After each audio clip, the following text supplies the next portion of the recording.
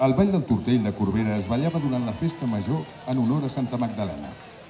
Les parelles havien de tenir molta habilitat per girar agafant-se el tortell en lloc de les mans sense trencar-lo.